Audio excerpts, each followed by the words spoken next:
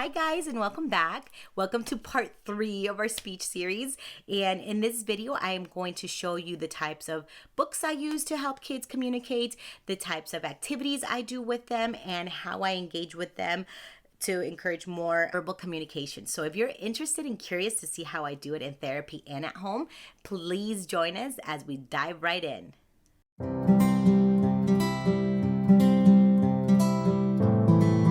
Okay guys, thank you. You have made it to our 3rd video of the series and I appreciate your time. So we are going to get started with how I choose my books, or what kind of books I read to the baby at work and at home. So when kids are about 3 to 6 months, I usually choose very simple books. So just, even board books, they're easier because I'm holding the baby and I have the book here with me and we could open it. And these have simple pictures, right? So we could talk about the pictures, we could talk about the shapes. Super simple. I am not looking for a story here. We're just looking for words. So for instance, I'll say, first thing I say, oh, book. We're gonna read a book. Yes. Can you tell mama, open, right? And then I open the book. Wow, it's beautiful. I see stars. Look. Oh, stars. So this is what we focus. We just are, the first thing is we're going to just talk about the objects. We could talk about the colors. And then we also are giving simple commands early on. Turn the page. Yay! Right? We turn the page for them, or we help us turn the page. We could talk about the vehicles in this case, and I could say sounds. Remember, we want to work on environmental sounds. Oh, it's an emergency. Wee, wee, wee, wee. Can you do it? How does it go? Wee, wee, wee. Right, we're giving them opportunities to imitate. Oh, he's going fast. He's going beep, beep, beep. Oh, your turn. You say beep, beep, beep, right? And these type of things, I'm going to be expecting a little bit more from like 12 months and up. When they're 3 to 6 months, I'm just going to be telling, and it could be the same exact book. I use this book for babies and I use this book for toddlers, right? I could start saying, oh, can you show me the bike? Where's the bike? There it is. Pointing is a really big deal and very important milestone because that is letting us know that they know how to identify objects in their world, right? So they are pointing, where's the sun? Can you help mama find the sun? Ooh, there it is, right? So they are showing us, even though they're not talking, even though they're not saying any words, they're letting us know that their receptive language, remember what they can understand from us, is increasing. So they are able to understand what we are saying, what we're communicating to them. So that is one way I introduce books to them. When they're young, and this is by young, I mean like 2-3 weeks old, I do a lot of high contrast books. So this is my favorite one. I linked it in another video. But simple pictures, black and white. Their vision before 4 months old, they are everything seems blurry. They are interested in high contrast colors, so that this is a book that helps them localize and focus a little bit better, and we're introducing them to the routine of reading, which is important, right? So these books, high contrast, they have a lot of them. They have baby animals, sea animals, everything you could find. I would highly suggest this for little babies, and board books are important. I will say that when we're looking for books to read to children, we want to make sure, for one thing, that the pictures are big. We want clear, big pictures, and we want as little language as possible. When they're younger than 12 months old, board books are important and easier to hold for the reason that I just said. You're holding the book and you're holding the baby. So it's now not just about reading, but it becomes about connecting. You're connecting with your little one. So that is very important.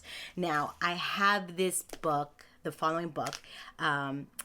Toddlers love this book, and they have a whole series of it. It's called Polka Dot. And these are super duper fun because, so they have these little popping things. So let me do it because my son was playing with these.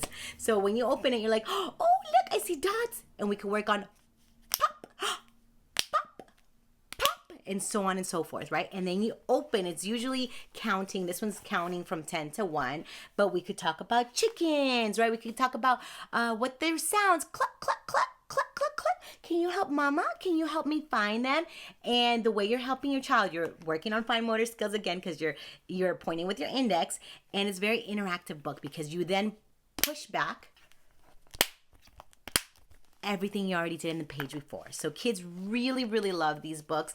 And like I said, they're very simple. I will have a link to one of these, and you can browse around Amazon. They have several different books of the same kind, Polka Dot. I would definitely recommend it. If you're going to get any book, I would say you need one of these for sure. You should have one of these. This helps kids, identify the pictures. It's very captivating. The colors are very good. If you want to sing, I think this one it's just a rhyming thing, and it's the language is very simple. I have to say, I don't even read it to my son. I never read it to my kids. I just talked about the pictures and we counted. Even in therapy, what we just did was pop, and talk about the animals, because we used it specifically for language development. So this one is very important. It's fun too. And then the other book I would say that we need is books like this. So this one my mom bought for my older son. Like I said, he's almost 7, and look how amazing this book is. Like, it's barely showing a little bit of wear, and I've used this at home with him, and I've used it at other homes during therapy sessions. I love that they're huge. This book is huge. They have a smaller version. I think they have a set of 3 where the books are smaller, which is still great. I love that it has real pictures, right? And this one, since we are a bilingual family, is in English and Spanish. So these are important because the pictures are huge, right? So this helps us, again, test their receptive skills. I could say, oh, where's the ball? Can you help find ball? And the baby points, right? We have balls or objects and colors, things that go. There's a whole bunch of things you could use. I love the whole food area. This is very important. I use this with matching, right? Like, oh, I give them a fake banana. Where is that thing here? Can you help me find it? And they usually put on the banana. And this helps us see what words or sounds they can do. I could say, oh, what is this? Do you know what that is? Right? Sometimes they say, num, num, num, num, because they eat it. I'm like, you're right. It's food. So that means they understand the category. They might not say orange because it's difficult, but they know they eat it. So definitely get a board book like this. This is my favorite. This is my #1 favorite huge board book. Like I said, it has 100 words. I would recommend, out of all the other books I'm going to show you, I would recommend these 2. These are definitely by far the best. These are also like the other book I showed you. These are a little bit more interactive and a little bit different. I would probably just focus on this more if your kid is wanting to, interact a little bit more with the book. So you could do C, cow, right? If you are interested in showing letters and working on that, then this one would be important, the ABC one. It's cool because it has flips, it has flaps to flip, right? Open, we can work on open. It still has real pictures, and you're working on the letters. We have this one, which is just colors. See, we have green and red. These are all cool things that elicit language and helps kids want to communicate and connect with the parent or caregiver. So any of these books, I would say, are going to be really cool. Like I said, in my opinion, I like bigger because I think bigger is better and the kids have access to the pictures. So definitely do this. And don't forget, it's really fun at this time for them to blow. So let's do bubbles. Encourage them to blow bubbles. Encourage them to blow dandelions. And see the little petals fly everywhere. We want to bring a lot of oral motor attention, right? Working on our raspberries. Can you do that? Raspberries. We want to work on that again. Elongate my words, like I said in the previous video, and then to also give him time to talk. So instead of, yeah, what do you want? Oh, you want a cookie? You want a banana? Like just making it fast. Just saying, okay, yeah. Oh, you want a cookie? Yes, right? A lot of the times we don't have the patience to listen to our kids, or they're trying to communicate and we don't understand. We're like, so what do you want? You want a banana? Yes? No? We still want to give them the opportunity to say, banana. If you say the child says yes to banana, we say, oh, okay, banana. And then we can say, please, right? We can add or request that they can say. So just encourage your child to always communicate. So even when you're drawing a line, we could put sounds to the lines that we're drawing. Long. You want to help mama make a circle? Circle. Again. Circle, you did it! Yay!